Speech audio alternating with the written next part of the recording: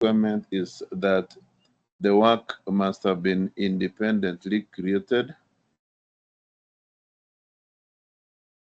The work must have been independently created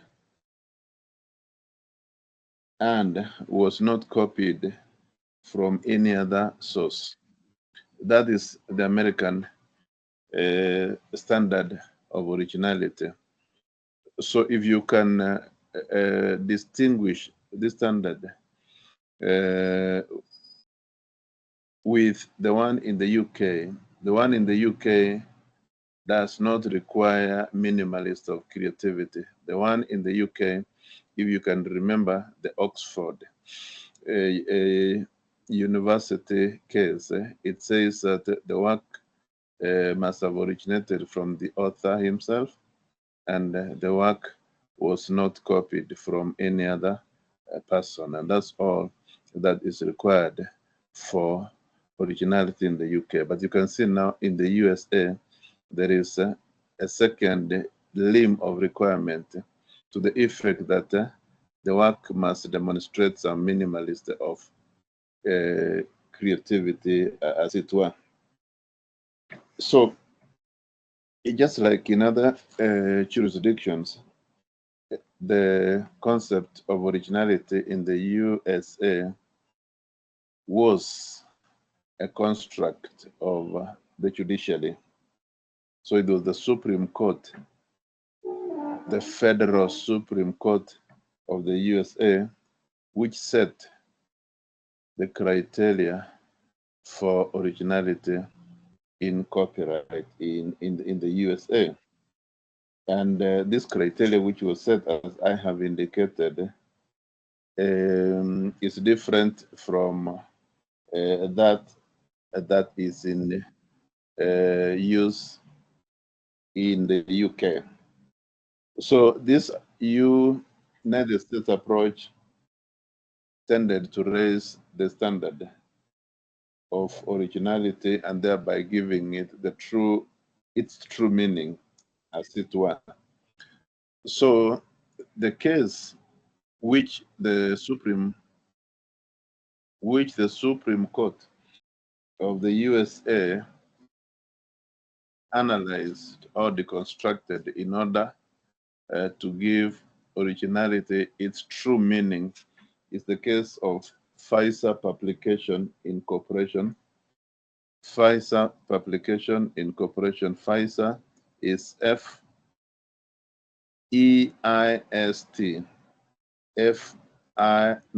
F-E-I-S-T, Publications Incorporation versus Rural Telephony Services Company Incorporation. Rural Telephony Services Company Incorporation.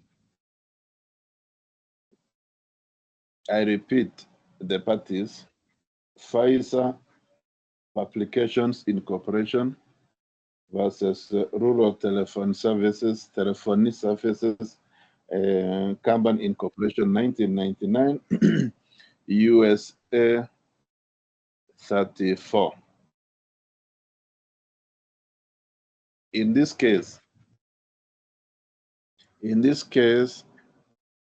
the Federal Supreme Court of the USA ruled that the compilation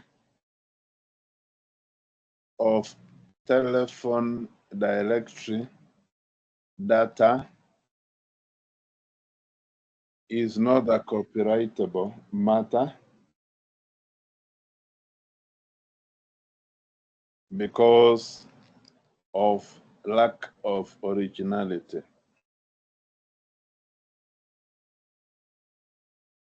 The Federal Supreme Court of the USA ruled that the compilation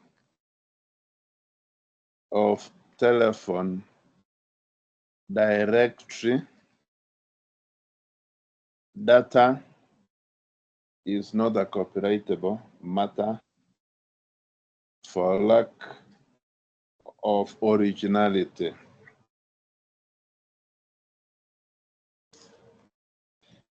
So what the court had observed here is the fact that one company had gone ahead and assembled and arranged together the subscribers to the post office telephone numbers, created a data in the white directory pages. Then another company pulled part of the data and incorporated it into its own new yellow page based telephone directory, and was taken to court for violation of copyright. The case went all the way up to the Supreme Court of the USA, and the Supreme Court said that that work, which involved assembling together and arranging subscribers as it were, did not involve creativity. It was an industrious activity which does not deserve copyrightability. And to paraphrase, really not even paraphrase, to quote one of the Supreme Court judges, Justice Sandra O'Connor, O'Connor spelled as O''C''ONNOR,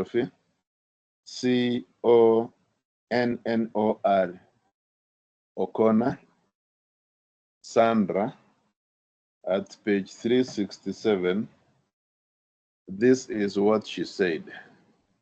A very powerful statement in the construction of the concept of originality. And this is what she said, I quote, "To qualify for copyright protection,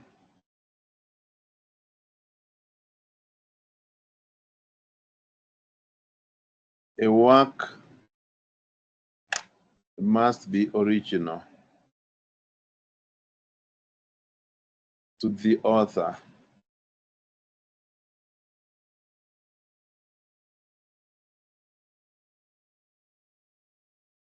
full stop.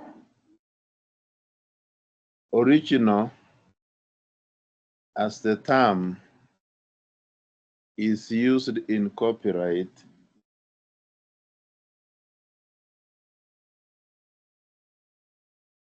original as the term is used in copyright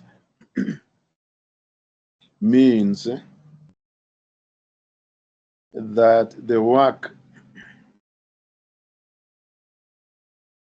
was independently created, that the work was independently created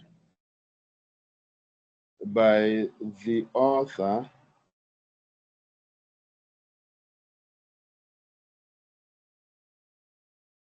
and at least it possesses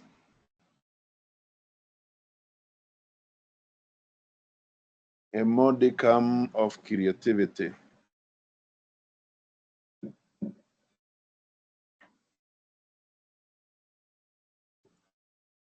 A modicum of creativity, modicum spelled as M-O-D-I-C-U-M,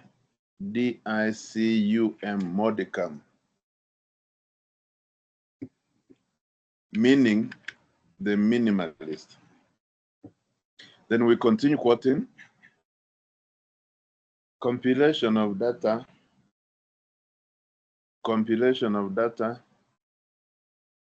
does not automatically give rise to copyright protection.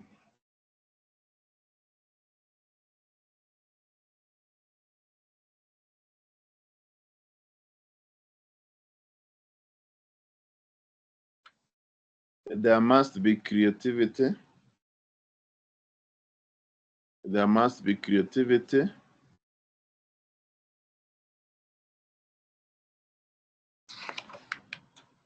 And originality in the work in question.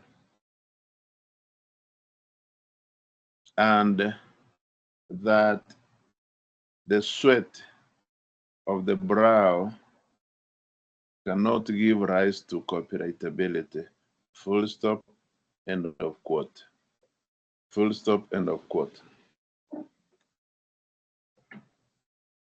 So this case basically summarizes the American jurisprudence in relation to originality. So the requirement here is that for a work to be considered original, there must be the minimalist of creativity, that you must inject, you must impute into that work some creativity.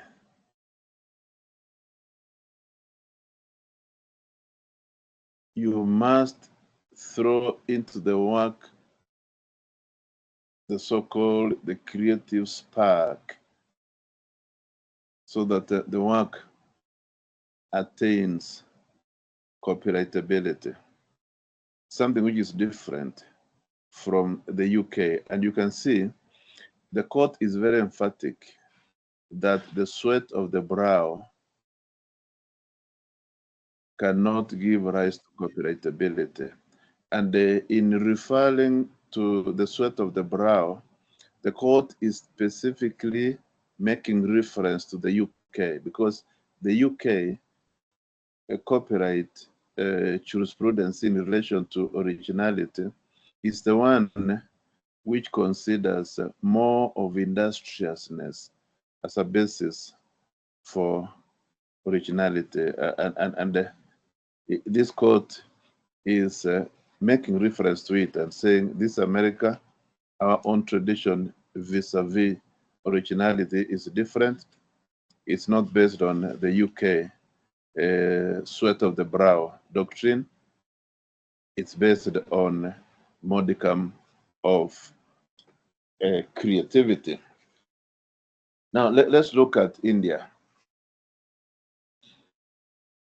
Something unique about India that you need to bear in mind as we examine how India has handled the concept of originality is the fact that India was colonized by the United Kingdom for several years until 1949, when it threw away all the colonial chains and acceded to independence. So in other words, what I'm trying to say is that, you see, the UK or Britain had transposed its laws into most of its colonies. And that's why really our system of law is common law based, and so is India. But when it came to copyright and originality, India embraced the sweat of the brow, the UK jurisprudence, until 2008, when it created its own standard of originality. So then we can look at India. The doctrine of originality in India, therefore, has shifted from the English approach,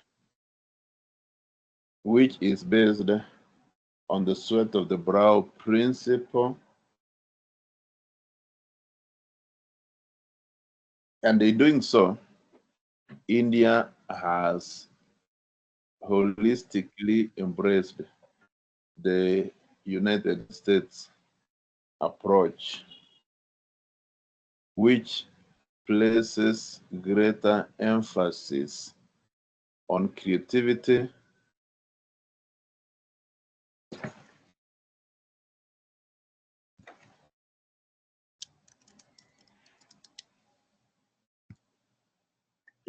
on creativity. So this is demonstrated clearly in the case of Eastern Book Company,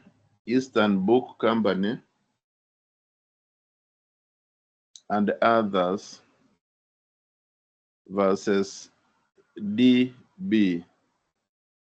Those abbreviations, DB, MODAK. MODAK is MODAK, MODAK, and another. 2008, the Supreme Court of India in New Delhi. 2008 Supreme Court, that is SC, New Delhi.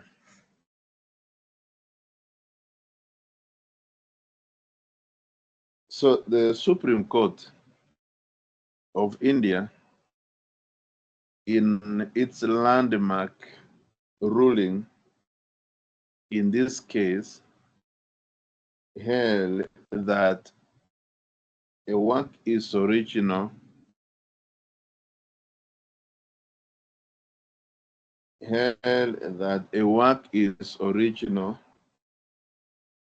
if it has not been copied from another,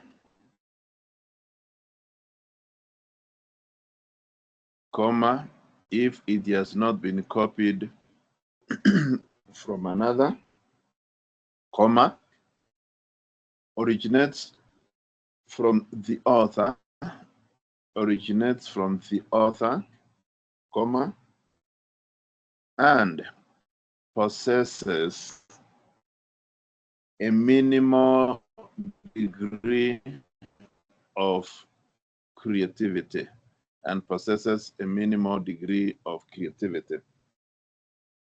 So if you look at this reasoning of the Supreme Court of India, you can see that the Supreme Court had thrown away the sweat of the brow doctrine and had embraced to the fullest extent the modicum of creativity. And that's why at the last limb, it says it possesses a minimal degree of creativity. So in India, therefore, just like in the USA, creativity is integral when examining originality. That's quite different from what's happening in Kenya or from what happens in the UK, because UK originality is based on the sweat of the brow, as we saw.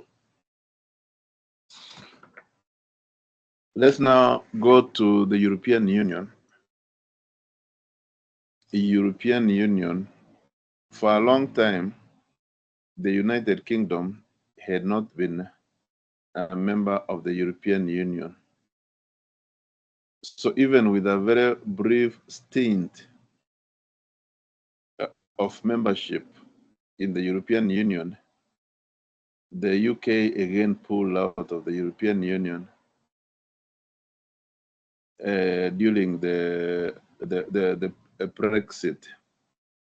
So today, the United Kingdom is not a member of the European Union, and therefore the jurisprudence which develops in the European Union does not affect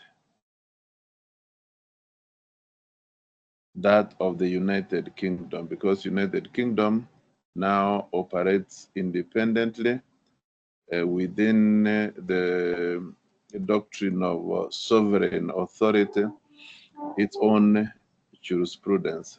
But the other European countries decided to form a loose sort of federal system whereby they have common customs union.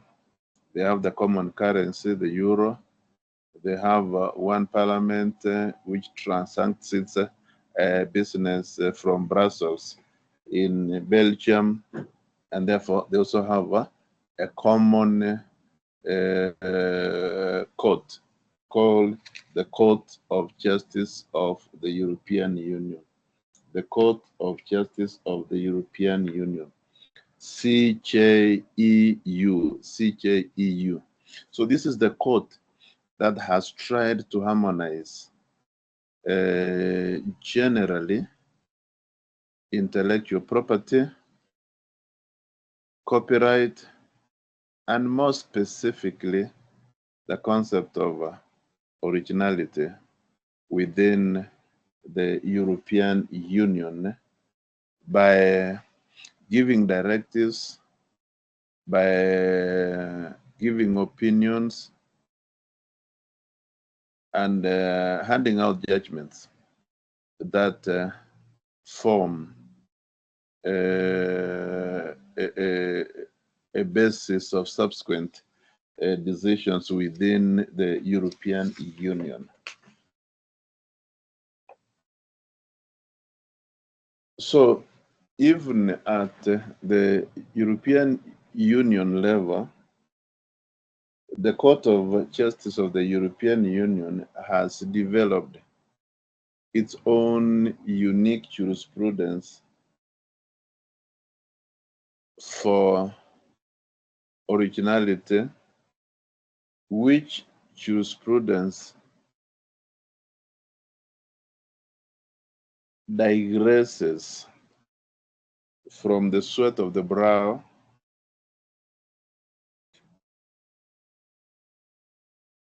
and places greater emphasis on creativity as central to originality. So let's start by looking at the first case, which was decided by the European Court of Justice, and that is the case of Infopac. I spell INFOPAQ,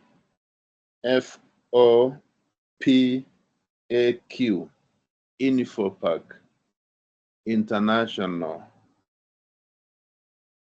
versus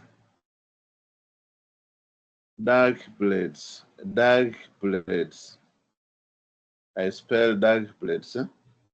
DAGBLADES. Dark Blades. Foreigning.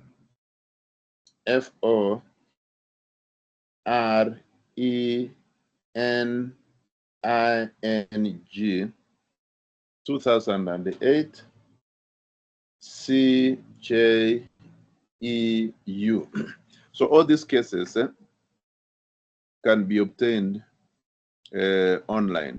If you Google, you'll get the FISA case of the United States of America.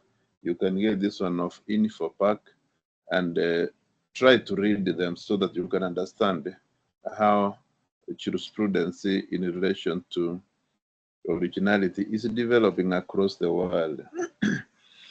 So this is a case which was referred to the Court of Justice of the European Union from Netherlands, where the High Court in Netherlands sought guidance from the Court of Justice of the European Union as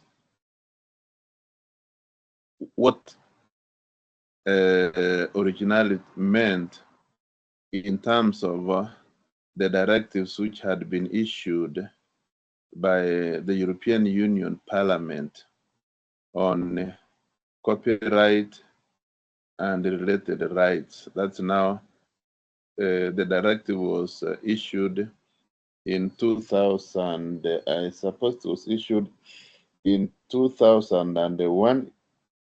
So you can call it Directive 2001//29 EC, Article 3.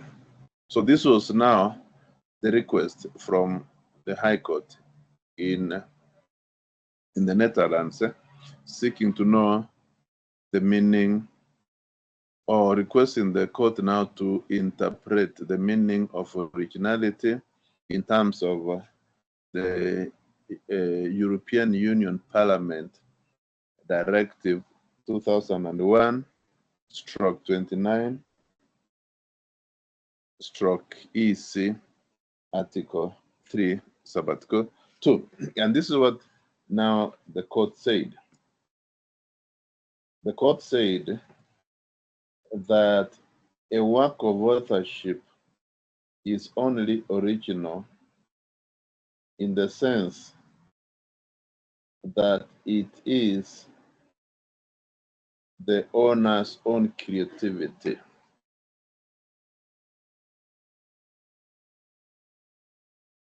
So here the court is trying to say that a copyrighted work can only be considered original if it reflects the owner's creativity. That is to say, if it reflects the personality of the author, the spirit of the author, the thinking of the author, the imagination of the author, the execution of the author, that is when the work can be considered original. However, later the court was also asked to give more detailed explanation as to what it meant when it was talking about the owner's creativity. What do you mean?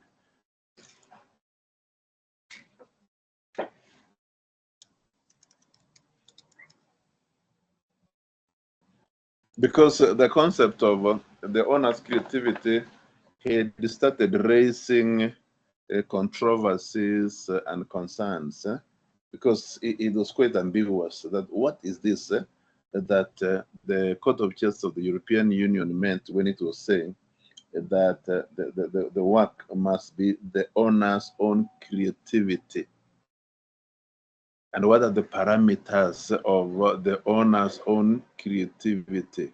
So how would you determine the boundaries of individual creativity as it were, and how much creativity is necessary? You remember in the USA they said it doesn't matter so long as creativity is minimalist at the very bottom, then the work would be considered original. But here in the Dag Plates case or the Infopack case, the term owner's creativity created some interpretational challenges, which was clarified in a subsequent case titled Eva Maria, that's EVA hyphen Maria Peina, Eva Maria Peina versus Standard Verac. Verac is VERLAQ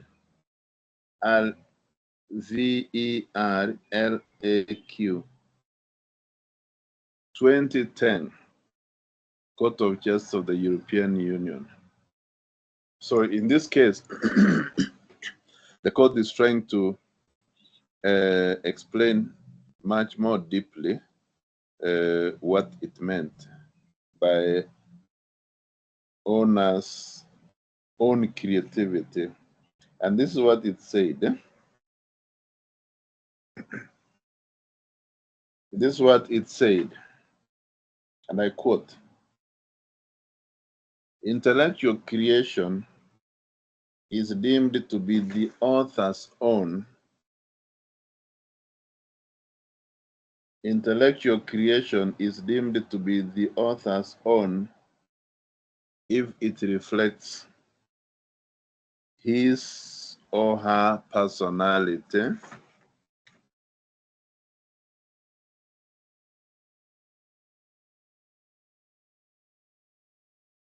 semicolon. I repeat, intellectual creation is deemed to be the author's own if it reflects his or her own personality, semicolon, and the creation is and the creation is the author's own when the author, in conjunction with the creation of his own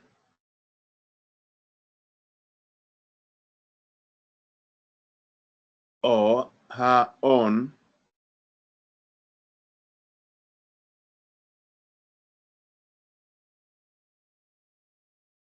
of his own or her own work has been able to express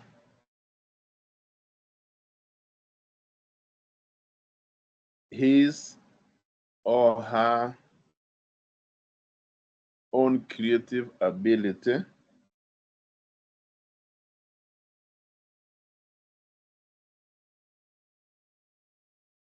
by making free and creative choices. Full stop. End of quote. So in this long explanatory statement by the Court of Justice of the European Union, the court has tried to give more information as to what it meant when it said that the work is considered original if it's the author's own creativity. So it has said that the owner's own creativity must be looked at from two perspectives. The first perspective is that that work must reflect the personality of the author. In other words, the work must be a product of the author's own imaginative skills, execution, and ultimate production of the work. To put it differently, the work must reflect the soul and spirit of the author. Number two, or the second perspective, is that the author, during the time of executing the work, was given unlimited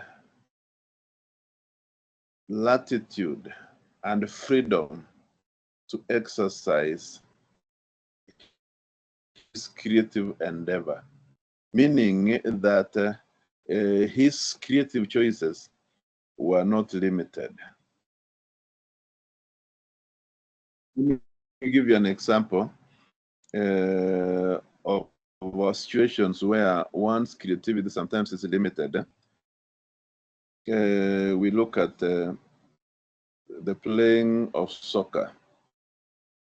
The playing of soccer is so much riddled with so many rules. If you go near the goalkeeper of your opponent without being accompanied by the opponents, then you'll be offside. If you touch the ball, then it will be a foul. If you decide that if you miss the ball, you don't miss the leg, and you knock somebody's leg, then that's a foul. If you play outside the parameters of the pitch, then it's a foul. So it's argued that an event like sporting activity, like football, cannot be considered as a work of authorship because players are limited by the rules of the game, so that they don't bring out the totality of their creative power in them. And that's why now a live sporting event which is not been recorded, they cannot enjoy copyright because of the fact that the creative choices are limited by the rules that are created. So this is what they're trying to say also in this case of Eva Maria, that one, the work must reflect the author's own personality, and number two, the author must have been given an opportunity to express without restriction his creative ability by making a free creative choices, by making free creative choices. So if you tried to look at this directive, you can get it online. It's only just Googling and then you get the directive, and you can also get the case as. Hello? There's somebody talking at the background. Yes, I have a question kindly. Yes. Yeah, based on that ruling by the European Union, if I may ask, there's a gentleman we had in Kenya who was called Professor Ngugi wa Thiong'o. He made quite some interesting plays in the 1980s, if not 70s, I can't say. And we know that during that time, work was controlled by the state. So to some extent, he could not, could we say to the extent, I mean, his work cannot be called a work that is copyrighted because he did not have all the freedom to do what he wished to do, given that the state controlled his creativity. Thank you. No. You see, what the state was doing was doing what we call curtailment of the freedom of expression, which goes against the international norms, which went against the international norms, and therefore any illegal thing which restricts the performance of something which is otherwise supposed to attain a copyright is not considered. But what's considered are those universally accepted rules, like football has rules that are universally accepted. So what was happening with the Ngugi was a limitation in terms of now performing what he has already created. So it was limited in terms of showcasing that to the general population, perhaps because that could have the effect of awakening the political conscience of the Kenyan masses. Politicians would want the masses to sleep so that they are not awakened. So those were the restrictions. The restrictions were not in the manner of production. The restrictions in Kenya was don't perform. Or if you have created the work, don't demonstrate or showcase that work in Kenya. But the rules did not, the censorship did not control the manner in which those artistic works could be done. That's what I can say. Thank you. Any other comment? Now, out of these rules at the European Union, and remember, a very good thing, the jurisprudence in the European Union does not affect us in Kenya. But this is for your academic purposes. So this is what's happening elsewhere. Otherwise, what affects our copyright here in Kenya is the common law tradition that we have always embraced. And if you were to use the cases from the European Court of Justice, then they cannot be binding, but they can add more information which can persuade the court one way or the other. That's what they would want, because this is purely academic. So you can quote a case in India, you can quote a case in the UK or in other Commonwealth countries, but the European Union, you see, is not part of the Commonwealth. I think you learned this in your legal systems. But for academic purposes, you need to have a broad mind vis-a-vis what happens elsewhere. Now, I want to give you a very interesting case, and you'll come to realize that the case was decided by the European Court of Justice. And I'll give you another case which was decided in Kenya and was decided in a manner that was totally different. It is the case of Football Association Premier League. Football Association Premier League, into brackets, FAPL, close bracket, Limited versus QC, those are abbreviations, QC, Leisure, comma, that's the first case, and Karen Murphy. Karen is K-A-R-E-N, Murphy is M-U-R-P-H-Y.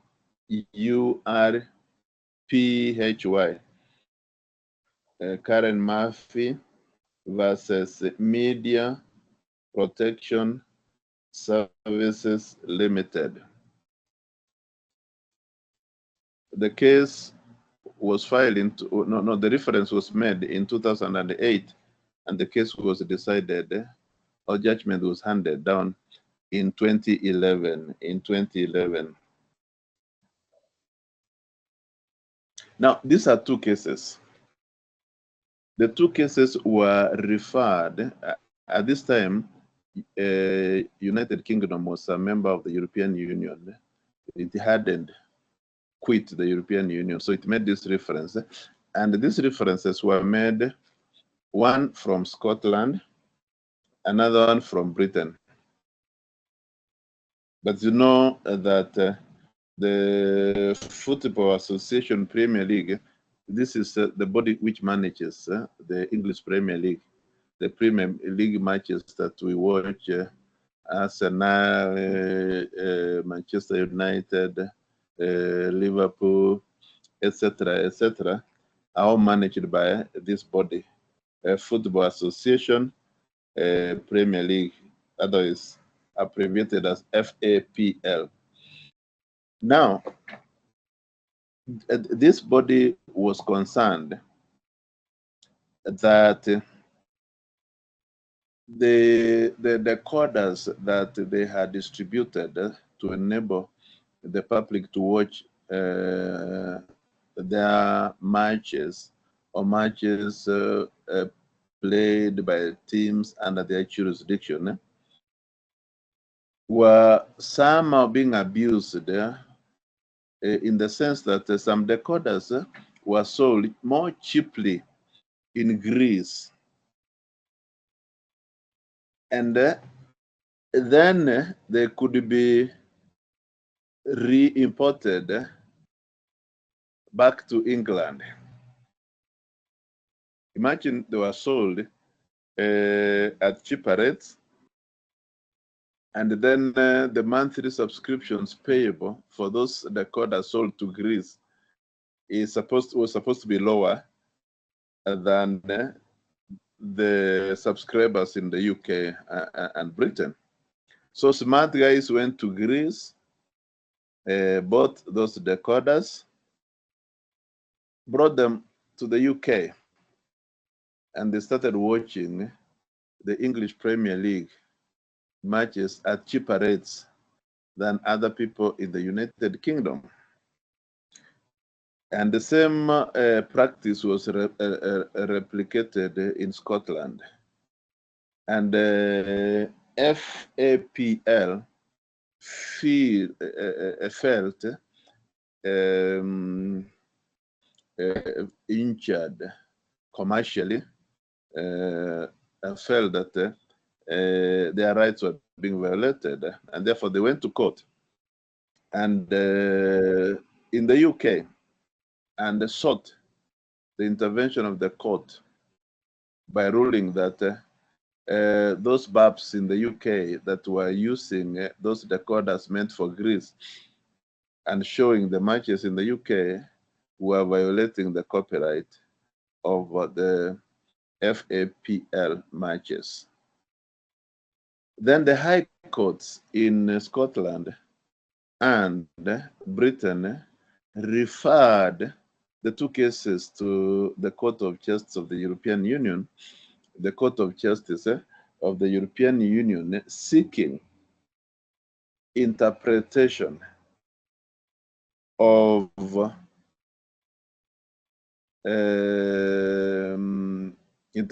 originality and whether live telecast of the FAPL matches amounted to copyright infringement.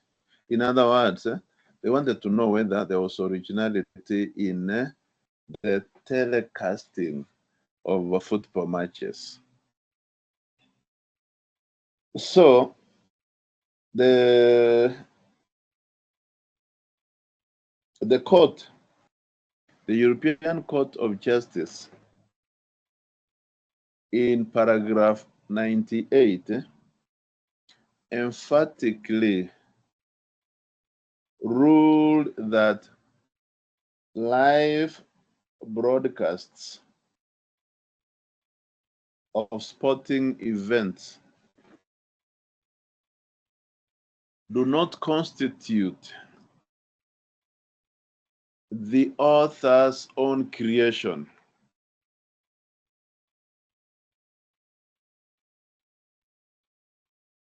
Live broadcasts of sporting events do not constitute the author's own creation, and consequently are not works of authorship.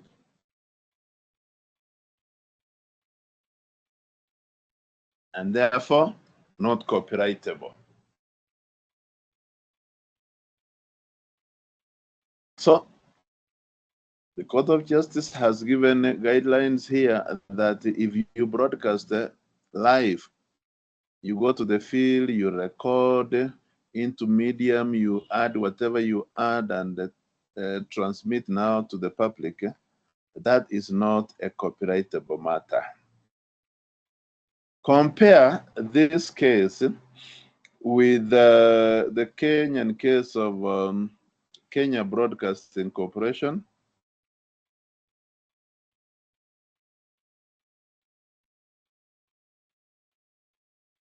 Kenya Broadcasting Corporation versus Wananchi Group and another.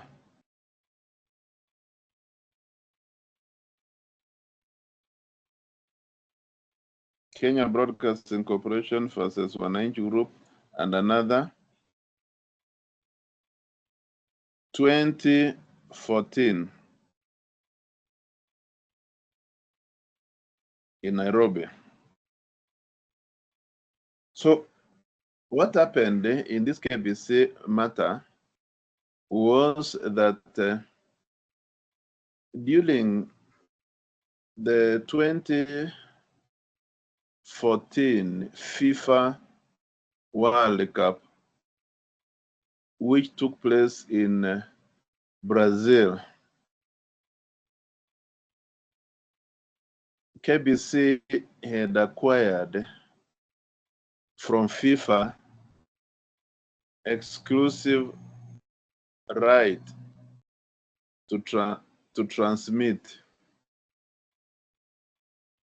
all the tournaments relating to the World Cup. And you see, it was a very popular sporting event. Normally, just as you know, FIFA World Cup events are quite very popular. Everybody would want to watch. I think Zuku, which is owned by Wananchi Group, and GoTV, I think it was GoTV, sneaked and recorded off air the transmissions of KBC carrying the football matches.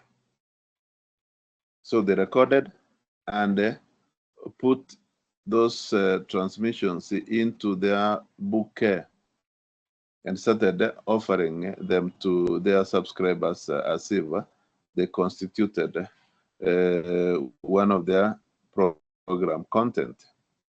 And you know how Suku operates. It has its own bouquet. So in its bouquet, it included the KBC transmissions carrying the football matches. So when KBC discovered, it filed this case in the High Court. And the High Court returned a verdict that Wananchi Group and GoTV were violating the KBC's copyright in those live transmissions of the 2014 World Cup. So if you now look at what happened in Kenya in 2014 and what happened in the UK, I mean, not in the UK, sorry, in the European Union, the approaches are totally different. Here in Kenya, and if you look at the Copyright Act, Section 22, subsection 3, tells us that it's only 4 elements which require originality. That is literary works, artistic works, musical works, and dramatic works. The rest are considered entrepreneurial works. So entrepreneurial works don't need to be original. And that is how the court looked at the transmission of KBC or the retransmission of KBC by those 2 broadcasting stations and said that they were violating not true copyright, but the neighboring rights of KBC, and therefore granted an injunction restraining those 2 stations from retransmitting or rebroadcasting those segments of KBC broadcasts containing the 2014 FIFA World Cup that was taking place in Brazil. So you can be a legal officer of a football club, and then you need to bear in mind all those dynamics. In Kenya, the situation is slightly different from what happens or prevails in the European Union. Now, let's look at substantiality, if there's no question so far, in relation to those global approaches that I have demonstrated for your own comprehensive understanding. If there is no question, let's go to substantiality. And in looking at substantiality, I would refer again you back to our Copyright Act, Section 22, subsection 3. Remember, it said that dramatic, literary, artistic, and musical works shall not enjoy copyright unless sufficient efforts have been expended towards their making and thereby giving them original character. And the issue here is how sufficient is the effort which is required in order to make the work copyrightable. So the issue is how sufficient is sufficient effort. What is the quantum of the effort required in determining whether the work is copyrightable or has attained originality or otherwise? And in doing so, what tests are we going to apply in determining that sufficiency? So therefore, when we look at substantiality, we are looking at it in reference to the Copyright Act. In reference to the Copyright Act, Section 22, subsection 3A, as it were. So, as we have seen, it's not only the Kenya Copyright Act which requires that the amount of skill, labor, and effort be substantial. We also saw it in South Africa. We also saw it in the UK. So sufficiency of skills, labor, and judgment is important. And that is why, as I demonstrated, I think in class last time, a single word cannot be copyrightable, because the argument is that the amount of labor, skill, and judgment congealed or expended towards its writing is not sufficient. It's not substantial. Even when you are considered to have pirated somebody's work, that person must prove that what you pirated constituted a substantial part of his work. Substantial part of his work. So sufficiency and substantiality applies on two fronts that way.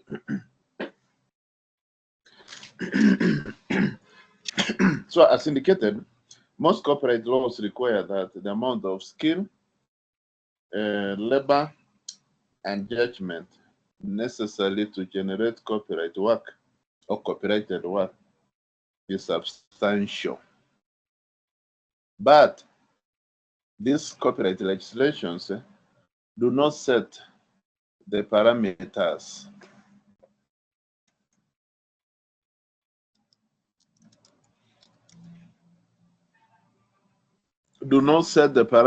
of substantiality or sufficiency, so that those parameters guide any scholar to determine whether the effort, the skills that have been expended constitute substantiality.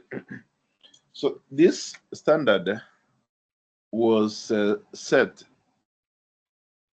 in order to keep outside the scope of copyright protection works whose author's contribution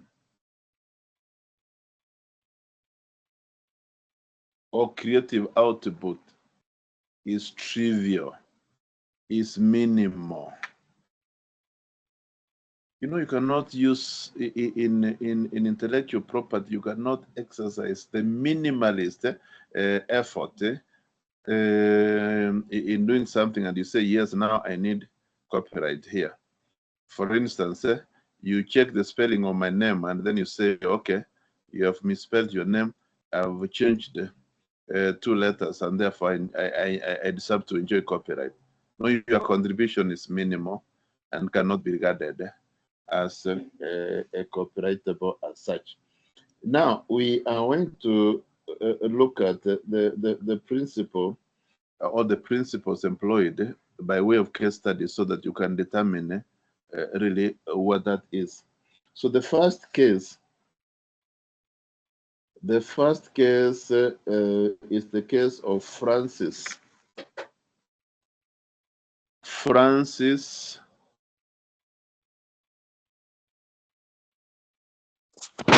I have a question, sir. Hey, you are waiting until I start and you're asking. Yes, yes. I'm sorry. I was just thinking. You said one word cannot entitle you to copyright in Kenya, right? Yes, and tell me which one word has ever been copyrighted. If you Bazoo. know, if you know one word which has been copyrighted, that would be a groundbreaking discovery. Yes, tell me. Yes, one word cannot. That is the law. There's a gentleman on Citizen TV that was an entertainment show, and he used to use the word bazoo. He used the word? Airtel. He used which word? B-A-Z-U. Bazoo. Bazoo, yes. And yes, Airtel used the bazoo. Airtel used the bazoo word. He sued them and he was given 5 million shillings, allegedly. You next week we shall be there. You give us that judgment, and I'm not. I'm 100% sure that the violation was not copyright.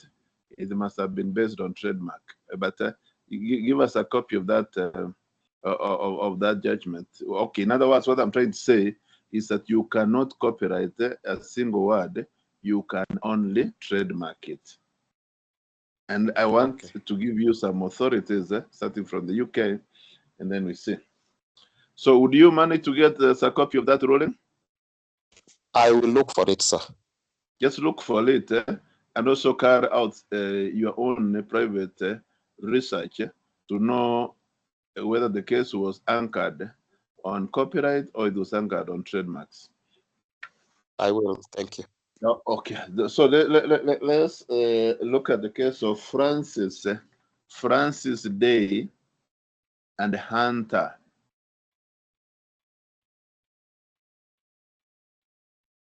Versus 20th Century Fox Corporation Limited. Francis Day and Hunter versus 20th Century Fox Corporation Limited. 1940 appeal cases. And in this case,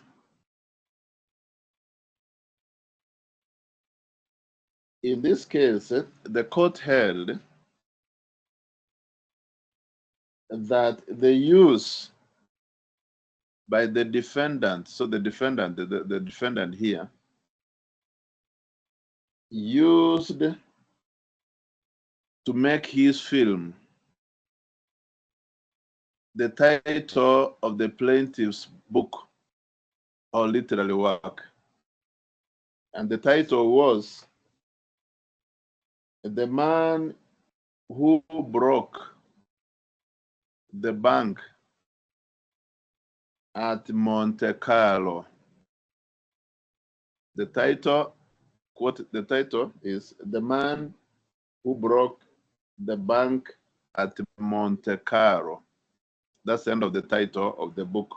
Monte Carlo is that city in France where there is the biggest market for soaps or audiovisual works. And Monte Carlo is written as M-O-N-T-E. Caro is Caro is C-A-R-L-O. So Now let me start. Okay, the court held that the use of the defendant for a film, the plaintiff's title, "The Man Who Broke the Bank at Monte Carlo," did not amount to copyright violation because the title was not a literary work, as the amount of labor, skill, and judgment expended in making the title was not substantial. So here is the High Court in London saying, not even a word, it is saying even a title of a book cannot be considered a literary work because of two reasons. Reason number one, the amount of labor, skill, and judgment expended in making that title is not substantial. The second reason is that a title is not informational. A title is like an idea, it's like a concept. And I told you concepts and ideas are not protected. So a title is not an expression of an idea. And that's how the court looked at it and said, no, no, no, no. You are saying that this man used the title of your book to make a film, but the title of your book cannot be considered a literary work and therefore not copyrightable. And therefore there was no copyright violation. That was the ruling. Now, let's come to one word. That one word is in the case of Exxon, E-X-X-O-N,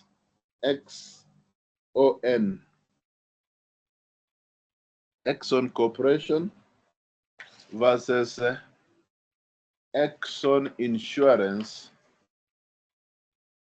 Consultants Limited.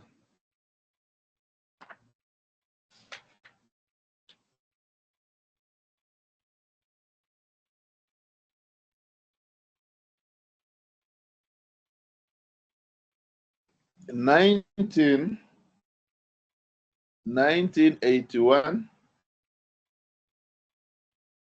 3 England reports.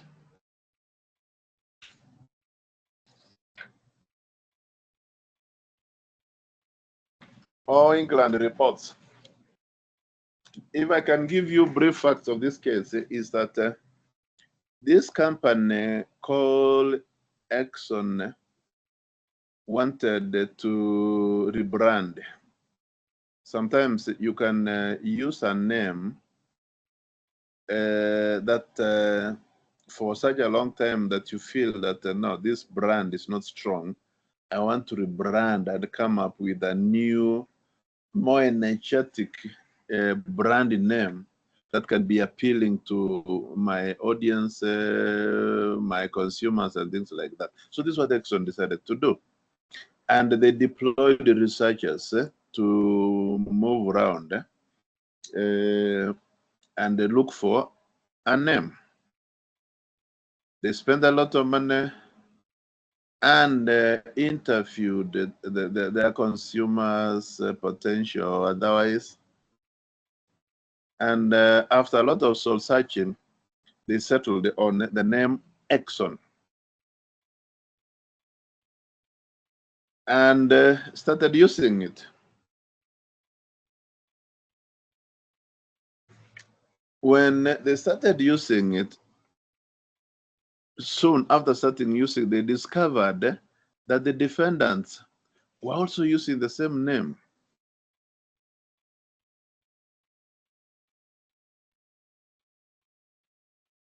Were using the same name. And they went to court and said that the defendant and alleged that the defendant was violating their copyright in the name Exxon. They argued that they spent a lot of money in carrying out the research over this name.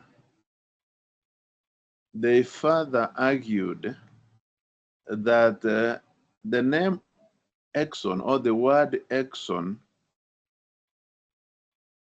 is a literary work because it is expressed in alphabetical letters within the meaning of a literary work.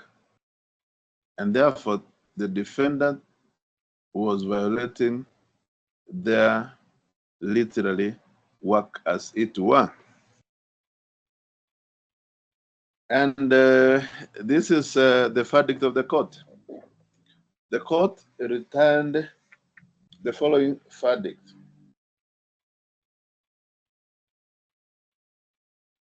That the word Exxon was not a literary work.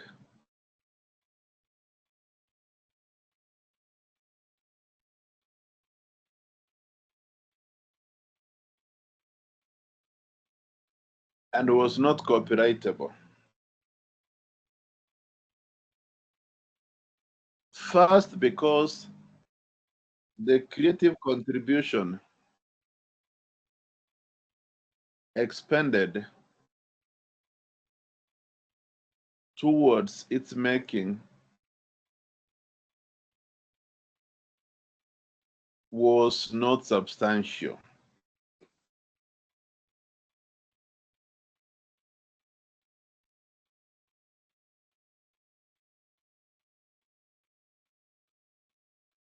Secondly, the court added that the word Exxon is not informational.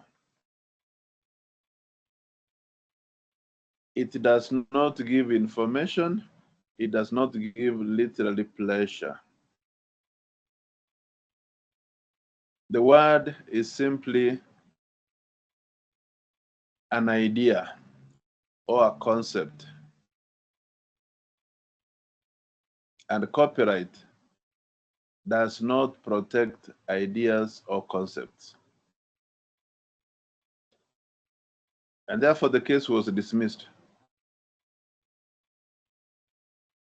So I am really anxious to see that case where somebody was awarded 5 million allegedly for violation of a name that he had either invented or registered.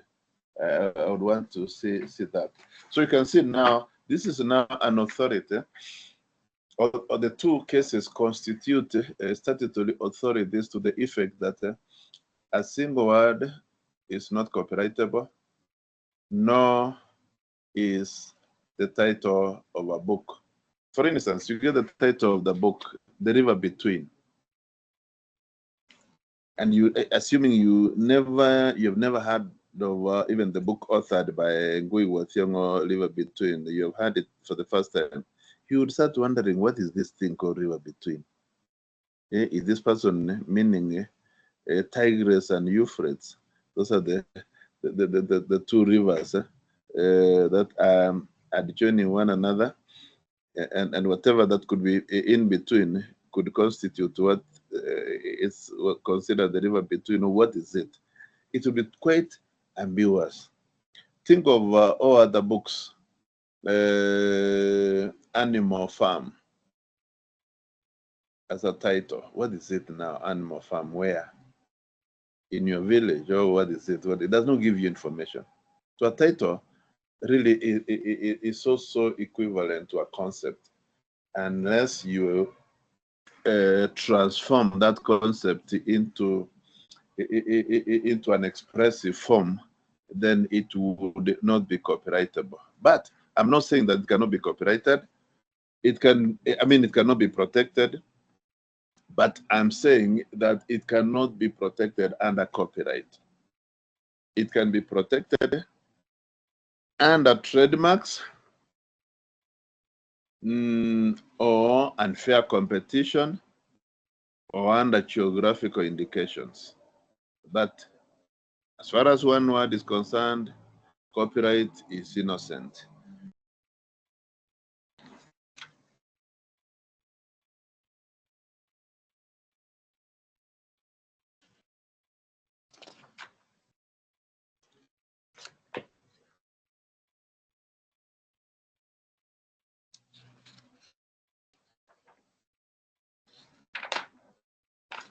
I'm trying to look for another case here which would give us an inkling on how we can determine the substantiality. It's a case of Wales Cricket Board, Wales Cricket Board Limited, and ANOR. ANOR is A-N-O-R, ANOR.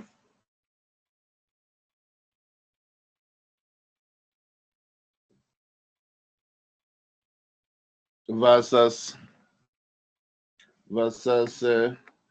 TIXDAQ, TIXDAQ, TIXDAQ Limited, and another, no, and ANOR. TIXDAQ Limited and ANOR, 2016 AC, and this is what the court said.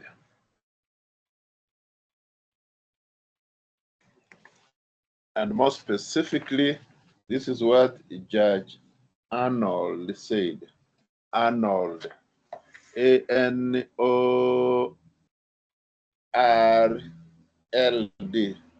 Judge Arnold held that, and I quote, although quantitatively 8 seconds is not a large proportion,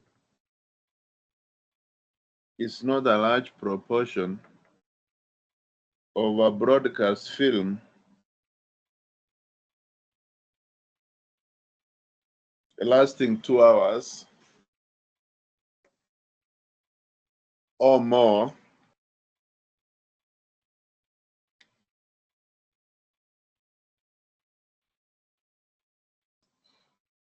Qualitatively, however, most clips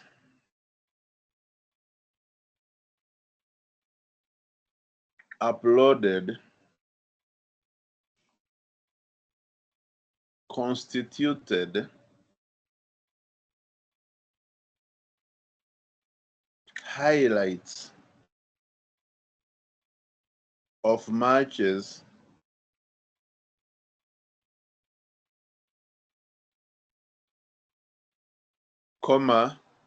replays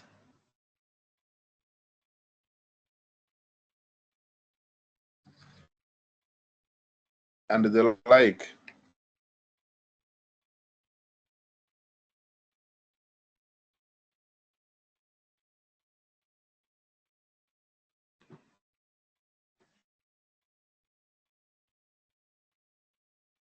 Each clip substantially exploited the claimant's investments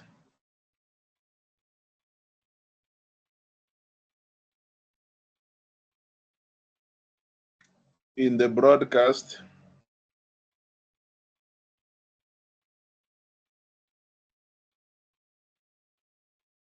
and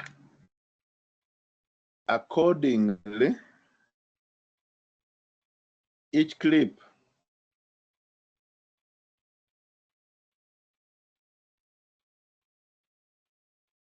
constituted a substantial part of the relevant copyright and thus copyrightable. Full stop, end of quote. Let me read faster.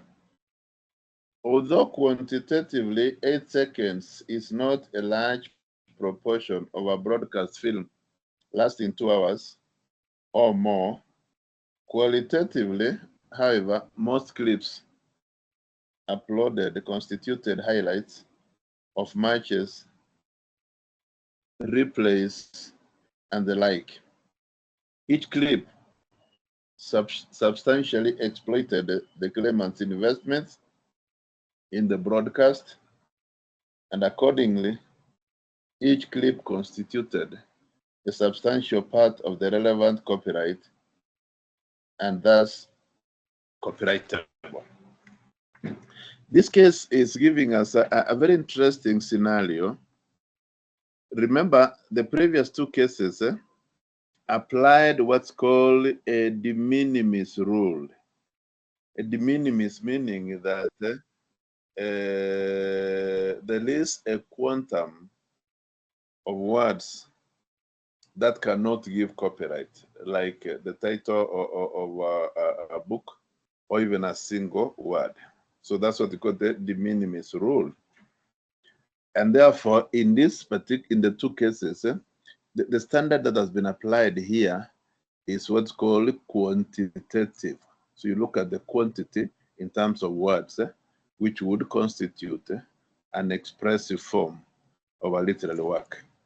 But now, in this case, the court is saying that we are not going to employ a quantitative test, but we are going to employ a qualitative test. Because it's saying here now that the defendant actually took a clip of 8 seconds from a film of a football match that was more than 2 hours in length. So you can see 8 seconds compared to 2 hours is minimal. And if we were to employ a de minimis rule, then we could say no. The quantity that has been taken is not substantial. But now the court is not looking at substantiality in terms of quantity. It's looking at substantiality in terms of quality. That what is the commercial value of what has been taken? Those ones who love football, like I do, there are segments which matter in a football match. And mostly, if I want to watch highlights of a match that has passed, I would want to look at the moments when goals were scored. So those are the most captivative moments. And this is what the court is trying to look at, that these 8 seconds which were taken, they were the choicest part of the recording, which every admirer, every football fan would want to watch. And this constituted heavy investment. So the court said, therefore, we're not going to employ a quantitative test. We are going to employ a qualitative test based on the commercial value of what was taken from the film.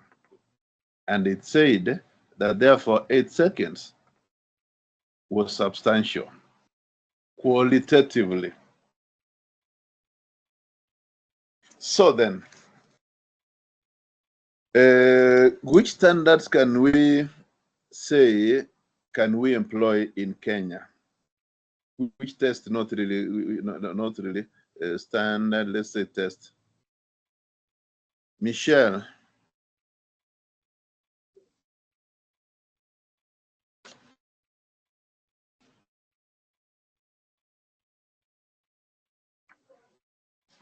Michelle, can you give your comment?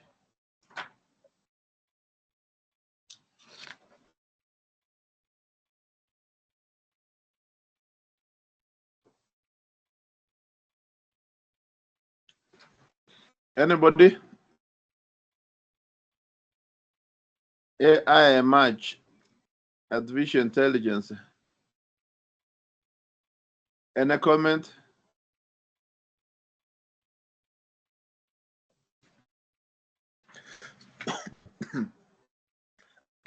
So the way I can see I can see it here in Kenya is we can deploy both quantitative and qualitative tests, and mostly qualitative quantitative tests would apply to things that are exploited in an analog context, like books, physical books, if you are taking copies in an analog form.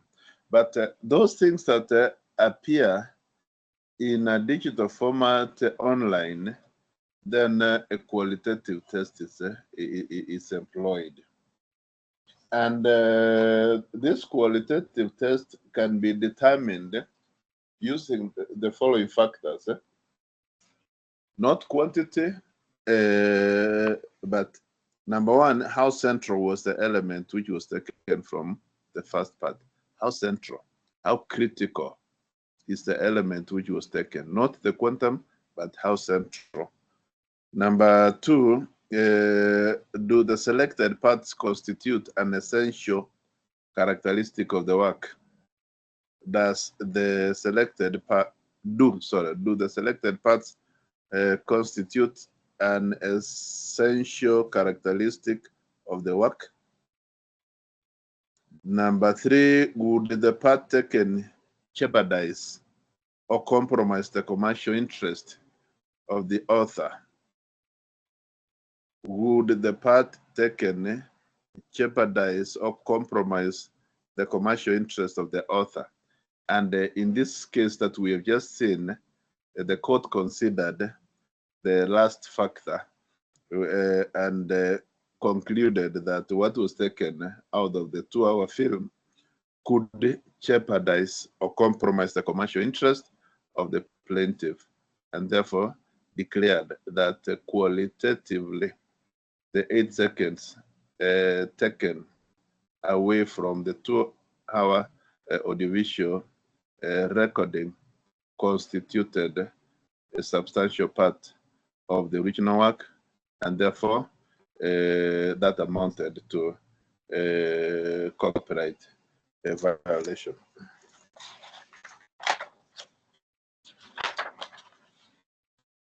Now, I want us to stop at that and invite anybody with a question. Next week, we shall just briefly look at the elements of copyright. Elements of copyright, then we shall move to economic, the specific rights conferred on the author. Then we move towards the finalization of copyright. Yes, somebody is putting up a signal of raising a hand. Okay. Ninani? Yes, I think, Yes. Mwalimu, what you have been, what we have spoken about is about people going to court because there's a commercial gain when somebody is using a copyrighted material. Mm-hmm. What if somebody is using a copyrighted material and they don't get any commercial gain? Do we have such cases where somebody, maybe it was because, I mean, where somebody used this copyrighted material, but they never gained financially? In that instance, can somebody go to court? Ama watachana tu na say there's nothing they gain? Let me, if it affected commercially the owner, even if they did not, if it commercially affected the owner of the copyright, then that is a commercial violation. We are not saying that the other person must gain commercially, but has the owner of the work from whom the part or the component was taken been prejudiced commercially in a material sense? Let me tell you, for instance, one can be malicious and they start distributing multi-choice signal. It's not gaining, but multi-choice is losing. Don't you think that would be a copyright violation? So Yes, for it me, will be. I look at the main work. Has the main work been jeopardized there in terms of its commercial value?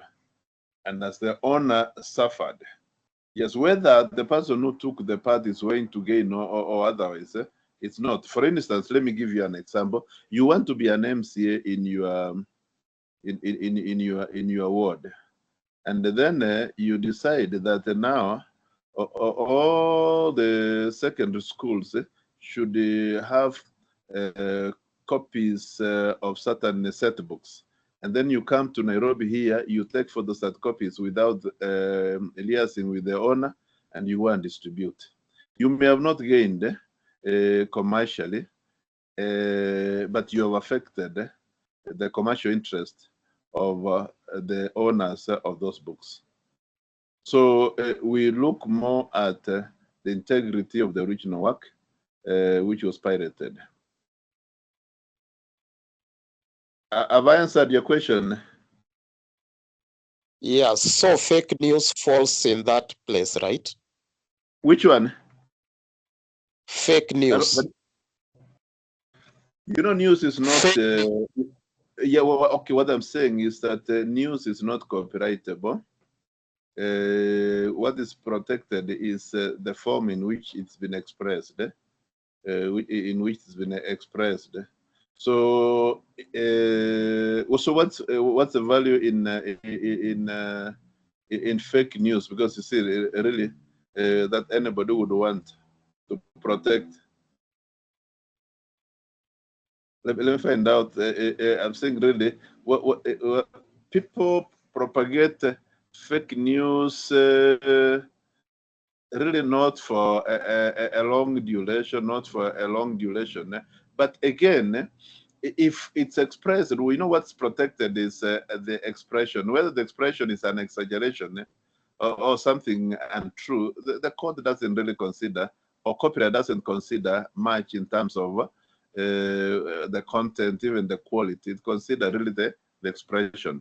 So if you put fake news in a newspaper, and the newspaper is there, and somebody takes part of that, then that's violation of your copyright, even if what it contained really was not something factual.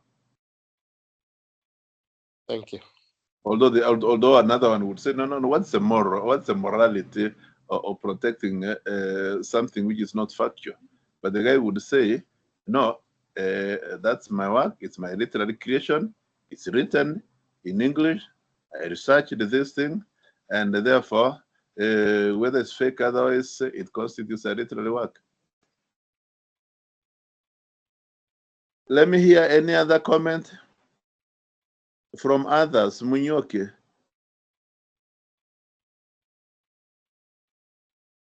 Kwani ya watu, they logged in and disappeared. Salim.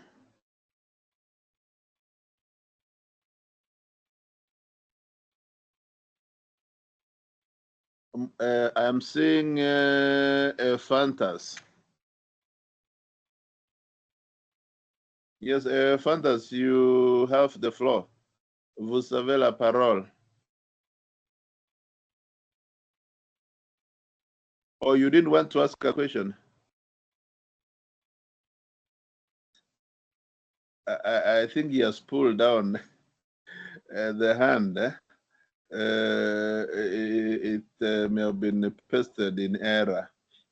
Okay, then let's bring this session to an end, and then you continue with your Cat 1 research, so that you can submit the work as agreed.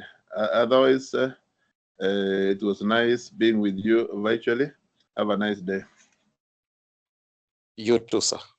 Okay, then.